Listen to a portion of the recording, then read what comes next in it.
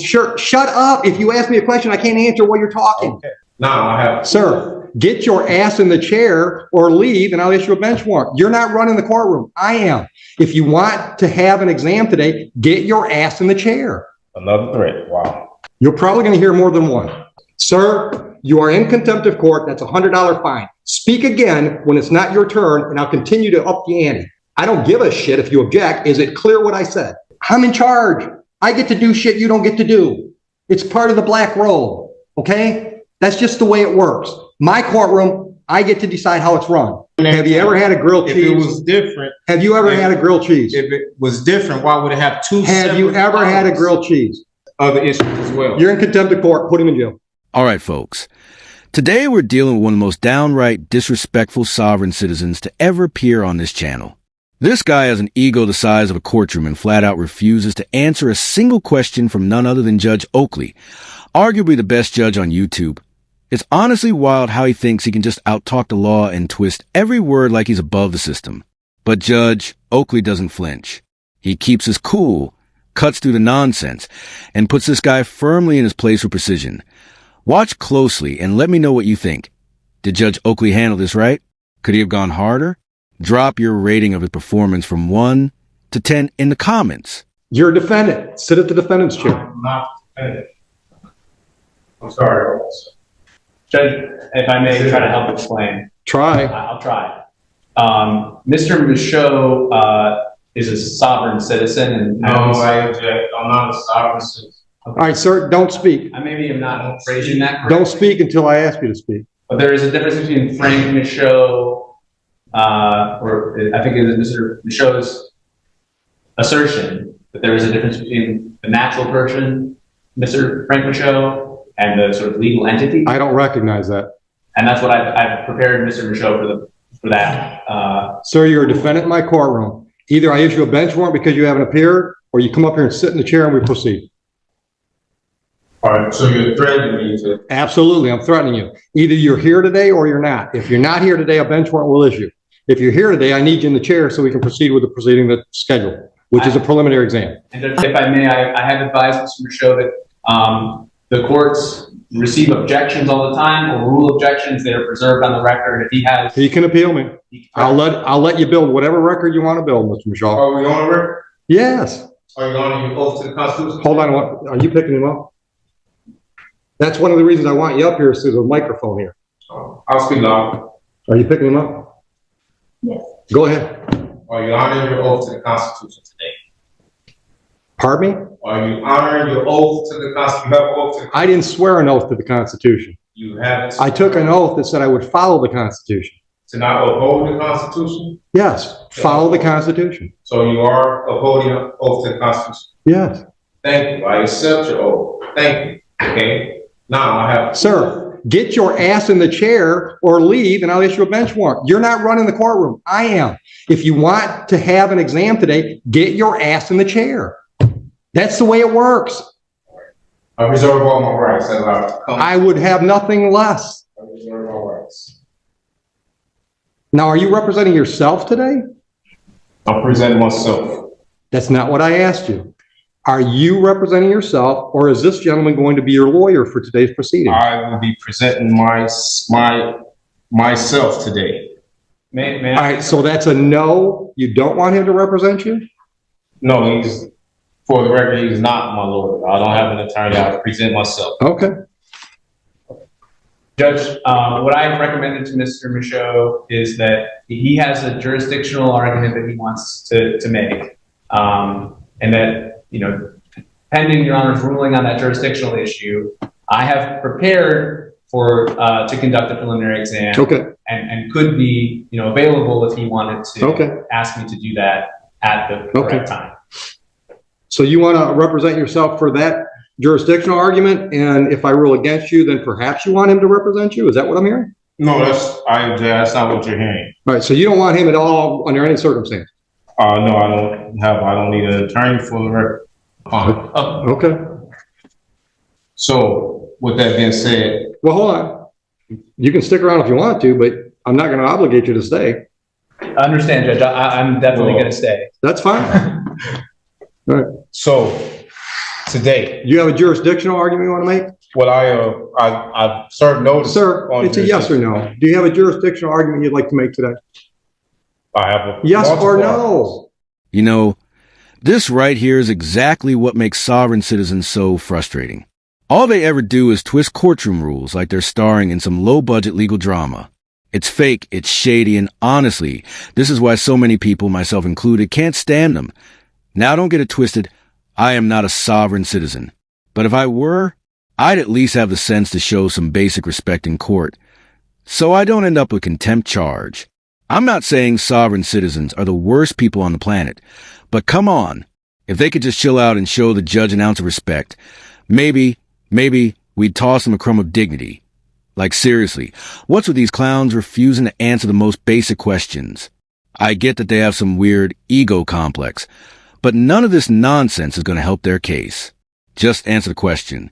It's not that hard. Why are you forcing me to say answer? Because I'm running the courtroom and it's the way I want to do it. Do you have a jurisdictional argument you'd like to make today? I do, yes. Then make it. What's your jurisdictional argument? I'm presenting myself. So I need to know, Article 6 of the Constitution grants me the right to know what jurisdiction is this court operating up under? State of Michigan. No, what jurisdiction? State of Michigan. Okay, what jurisdiction is the state of District Michigan? courts are legislative courts. That means they're created by statute. The state of Michigan gives me my jurisdiction.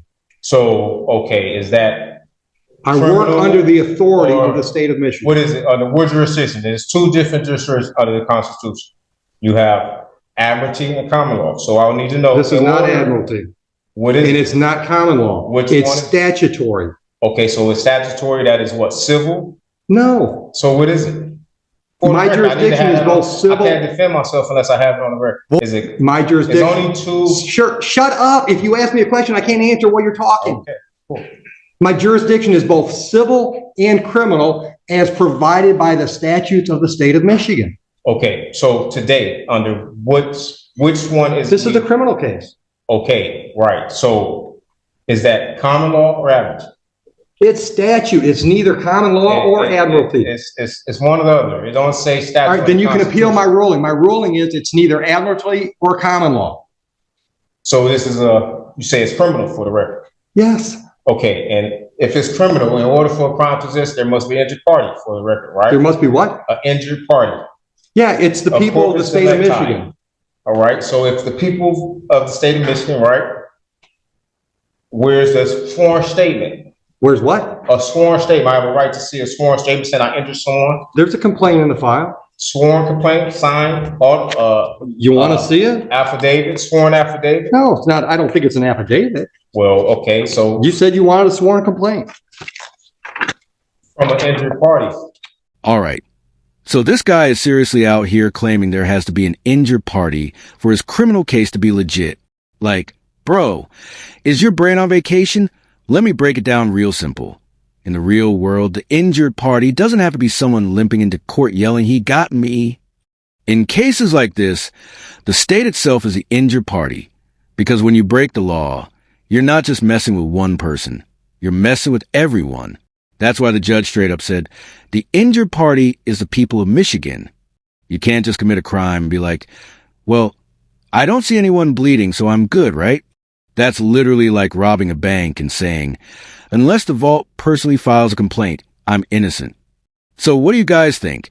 Is this dude actually this clueless, or does he just love wasting everyone's time? Let's jump back in and see if he somehow manages to top his own nonsense. Who have I injured for the record? The state of Michigan How can I are injure bringing the the state? charges. How can I injure the state? Sir, sit down.